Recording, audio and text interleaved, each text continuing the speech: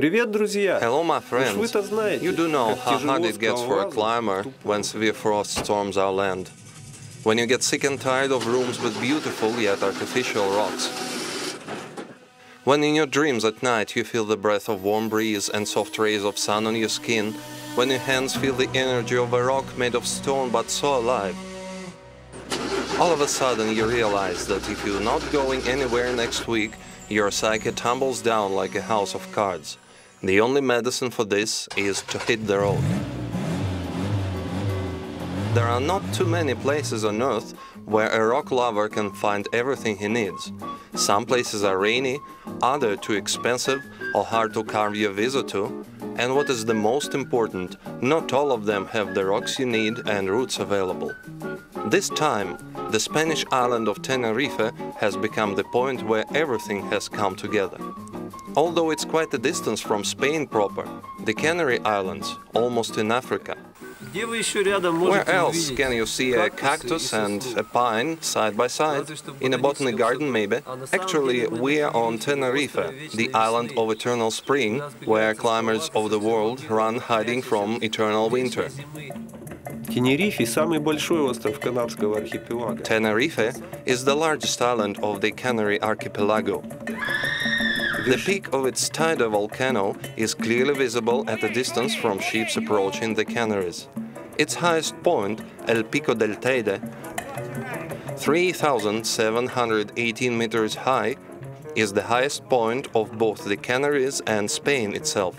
Now the rocks, which were exactly the purpose of Katya and myself having come here. They are scattered all over the island, from the peak of Teide to the coastline. The island's eternal spring attracts a multitude of climbers. It is reasonably hot both in winter and in summer, just the right temperature for climbing. What about me? The peaks are made of volcanic rock and remind of a very solid ceramics after a good baking. One of the difficulties for the climbers is a lack of precise information on rock areas. Maps available on the net are very approximate, no signs on the terrain. We had our fill of straying in search of places we needed. What is great of these routes? What? Great of these routes? The name? Name and the... The great. Yeah. 8A.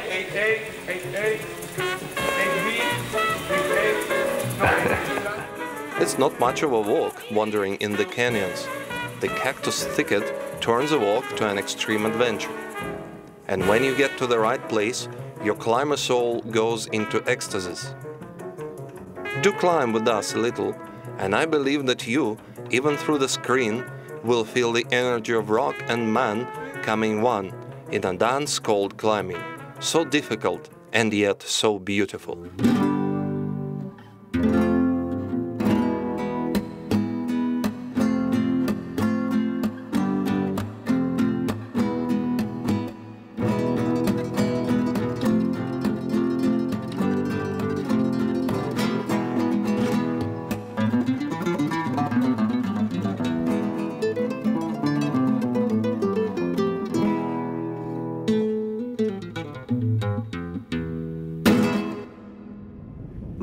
However, every dance must end, and we take leave of Tenerife. So, with the howling wind, Tenerife, Canary Island, says goodbye to us. Storms, hurricanes, all come together here this month. We may never see each other again. There are so many places on Earth worth being to. Bye for now. Homo Ascendend keeps on traveling.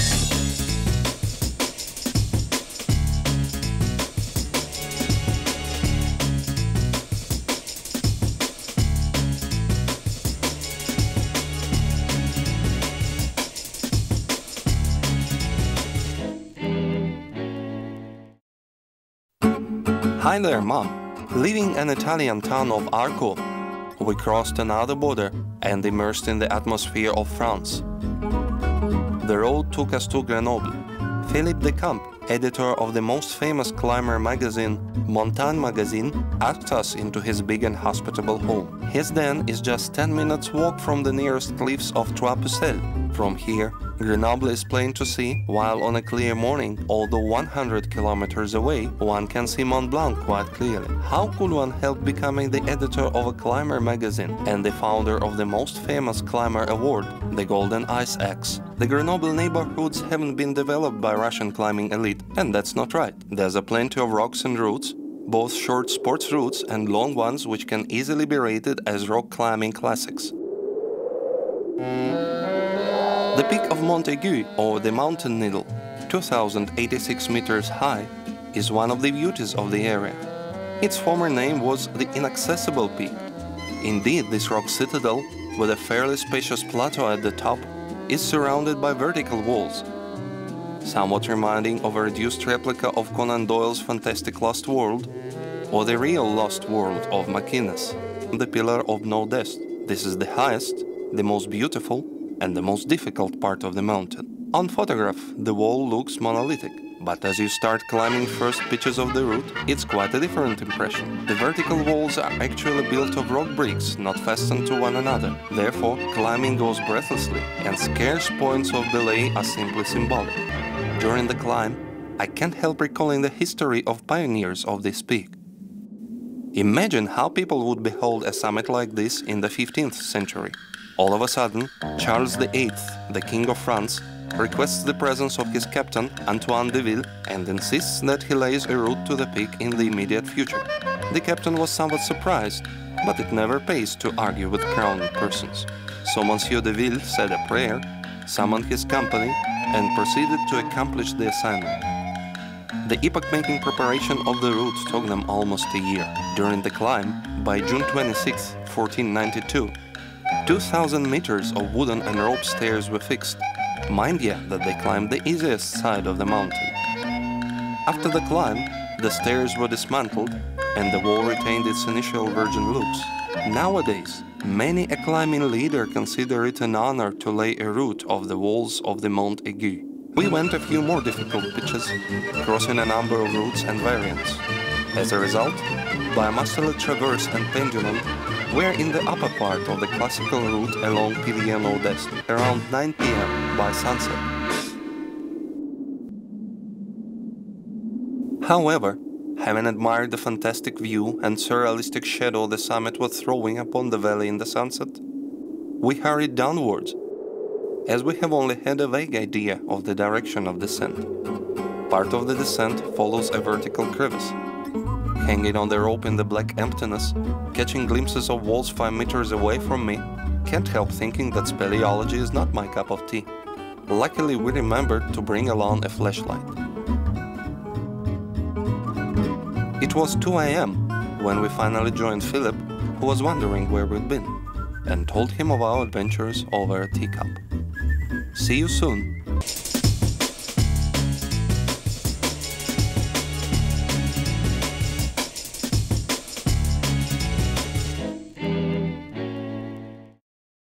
Mom, after the super climb to Mont Aigu, our French mission was complete. Meanwhile, our friends in Germany were waiting for us.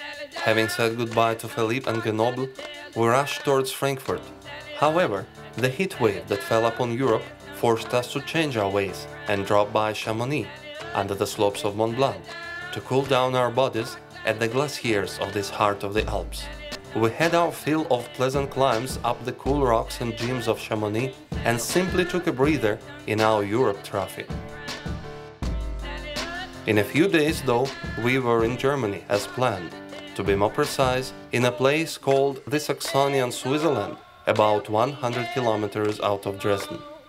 We lived in an abandoned old mill, rebuilt as a shelter by the Magdeburg Mountain Club, where our pal Max lives. The house is an outstanding looker. A mill, owls hooting, a brook, bats. Goethe would have his time writing about those witches and stuff. In general, this area is famous for its sandstone rocks, pillars. There are thousands of them here, of the most peculiar shapes. These protected places attract crowds of plain tourists and, of course, climbers. Not every climber, however, will dare and be able to conquer these rocks at the banks of the Elbe. Climbers here are very special, tough and taciturn. Must be more than the heritage of the Soviet era, Probably the genes of Saxonian robbers, who used to hide away in these moss-covered rocks and forests and were their first conquerors and masters. The nuance is in the style climbs are performed. The thing is, according to the local traditions, it is not allowed to drive pitons and nuts for belay in these walls. All the equipment you've got is a set of rope slims of various thickness. You drive them in the cracks, hoping they will block your falling when you drop out, which requires skills and a psyche of iron. Это тоже одна из особенностей. This is also one of Blaze properties. Такая жесткая веревочка. Such a tough rope. Must know how to tie it with one hand. Sometimes you manage to. Собираясь на скалы в Саксонии, Getting ready for the Saxonia rocks, we must leave behind the set of equipment we are used to. We will replace the ironware with a handful of knots and several carabines. That's the local style of climbing.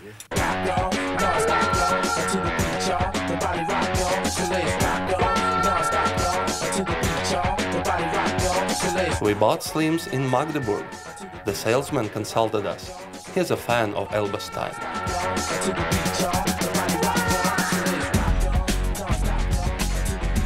это мы выкидываем, We're losing this, выдвигаемся в setting out сторону for the столба. pillars.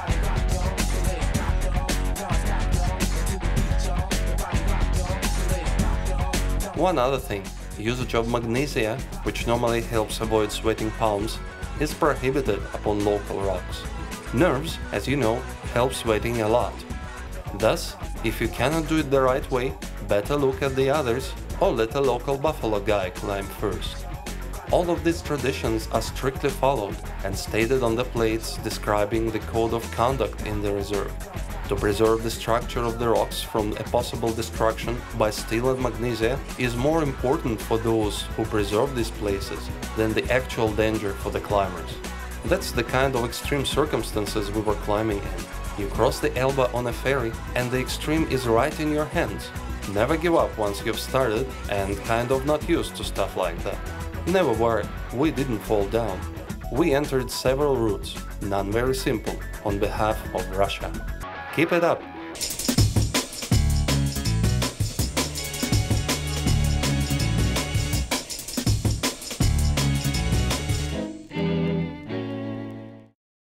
Привет, друзья! Hello, my Это опять friends. я, It's me again, Alexander Вы Klenov. спрашиваете, You may ask куда я where I've been неожиданно since you попал? lost me in Ekaterinburg. I'm in Thailand with a bunch of climbing maniacs from the Manaraga team. What does a climber do in a commercialized world of eternal weekend, the kingdom of elephants and Buddhist temples, next to dubious massage salons and bounty beaches where people get suntanned while losing the excess of cash in their pockets? This common stereotype is yet another example how little we know of life in the world we learn from travel agents' promo brochures. Since 1988, Thailand has become a kind of asylum for climbers of the world during the season most unfavorable for climbing in the majority of corners of the world, November through March. These places became open for climbing after two concurrent expeditions, Danish and French, who blazed first trails on PP Island, the same place where The Beach was made, starring DiCaprio. Возможно, вон там сзади Behind me, меня это тот it самый may be пляж. that very beach, И какие-то and some props декорации may стоят still be еще с тех standing. времен. Looks very Очень much like похоже. it. Year by year, the flow of climbing pilgrims into this area grows wider, while the number of routes laid on these rocks is approaching 1,000. Enough for the history. Let's get closer to the point. We took a flight from Ekaterinburg to Bangkok, then to Phuket Island, then a couple of hours ride on a jeep taxi to Ao Nang township, and another 30 minutes on an ethnic motor pirogue to Tonsai beach. Now we are in the town of climbers, where actually everybody climbs. Bartenders and shop assistants spend their spare time mastering climbing technique and covertly dreaming of becoming guides. Monkeys proceed to their feeding places and back, following classical rock routes, forcing climbers back in a surprising personal climbing style. Upon the rock, you can see both masters of Legrand level and those who only learned this morning how to tie an 8. sturdy guys falling off their first holds, and virtuoso climbing of the blind Eric Weinmacher. In one phrase, rocks are for everyone. No surprise for anyone is your backpack with the rope sticking out, your first look upwards at the rocks, then at the sea horizon. As early as the very first day, we are on the rocks. Свободно! Free! Because here they are, 50 meters from our bungalow, right on the beach. The rocks are amazing in their beauty and diversity. Verticals and huge ceilings, grottos and gigantic stalactites, routes for every taste and expertise, from 3-meter bouldering to 200-meter multi-pitch. In the first few days you get used to the new rock, boiling up on the inside, willing to go higher and harder, but far from making it all at once. You don't start climbing the rocks at difficulty limit, but a couple of grades easier, leading your body to a new sphere of vertical life, a lot different from practices we got used to on indoor climbing walls in Ekaterinburg. For me it's easier. I've got my whole life on walls of the world behind me. Need some acclimatization phase though. For my friends, it's so much harder. By falling and hanging, you gain the experience which in the future allows you to pass routes on site, that is, by sight and at the first try. Meanwhile, ligaments moan from small overhanging holds. No matter how much care you take, can't do without bruises, traumas and fingers rubbed sore. A hold went loose, and a big one at that. Route after route, now people come to stand and stare. Where else will these stubborn Russians climb today, huh? I'd say I managed to pass several climbing options, which were new, difficult and yielding to nobody else. На этом приятном нюансе At this pleasant nuance, I'll have a break. No way to tell you everything at once. Продолжение следует. Bye-bye, to be continued.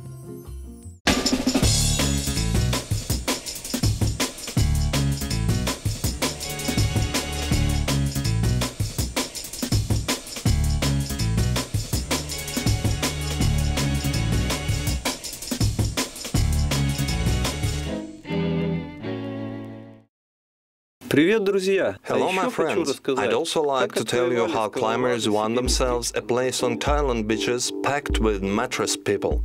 At first, I couldn't make it out. Must have been lucky. 2 bays with sandy beaches, virtually identical, but with completely different crowds. Decent holiday makers on Railway Beach, extreme climbers mixing with some divers and rastas on Tonsai. Quite a puzzle. Once on an early morning I discovered a wet stony desert, stretching for some 300 meters instead of the beach on our coast. In scarce poodles, crabs and starfish crawling, heron-like birds picking out something, low tide you know.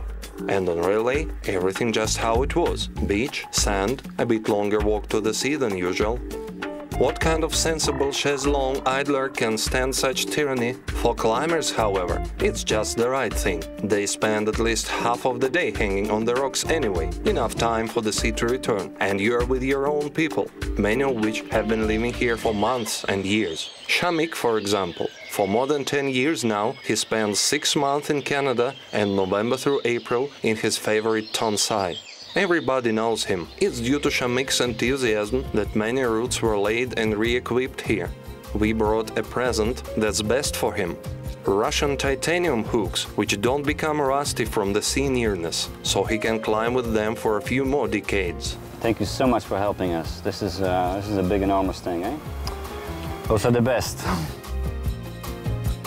All you can hear is 6C, 7B, I made it on site yesterday. Me, I almost got that halt over there. What kind of shoes you got? Aha, tricky you are. My shoes are nowhere near. Great. Never seen a more international company. Humankind from Canada and US to Australia and New Zealand. Christened and kosher. Some don't eat beef, others pork, a few complete vegetarians too. Cool-headed and frenzied side by side. Babylon short of punishment. Everyone breaking records, one's own or someone else, conquering what was impossible yesterday. You can really feel the breath of tropics. We practice twice a day. Our team has one single mission: learn a new difficult element from each route. My friends conquer their own route. I warm up with them and move on to a more complicated task. Some days you're making it all. Sometimes it's beyond your understanding how you managed to hold on to a wall where there was nothing to lay an eye on. And it's so great when a day brings you a new victory of free climbing and human capacities over a new difficulty on the route, and, what is more, over yourself. And it's more than being proud you did what few people can do. Much more. Later on, in the big mountains, this victory may save your life, so you don't fall off a dangerous place or manage to go up and down before bad weather starts. Fully armed you will be, to cut it short. Besides, as compared to artificial plywood rocks at home, there's so much energy coming out. Don't forget natural rocks, guys. You will be rewarded. Anything I haven't told you about? Must be a lot, yeah. Where else, approaching a rock, you may have to establish contact with the leader of the monkey pack. I tell you, these jokers get so evil sometimes. Where else you don't have to go underground to see stalactites growing round the year in the local grottos and on all walls in the raining season. Gigantic size and intricate shape they developed over a million years. I tell you, what a world they give you sometimes when you climb. Where else can you find yourself in a huge cave while on a multi-pitch? Where to go, this way or that way? Where else, 5 meters from your house or right in the middle of the road, can you bump into a bluebird? Where else can you run into a family of snakes? I'd rather outflank them. What about the killing heat on long walls? What about super routes? What about sunsets which even Beckhuizen wouldn't dream of? Coming back to this place I am, but another time and for new records. Ведь путешествие не заканчивается. Journey must go on. Пока-пока. До новых встреч. Bye for now. See you again.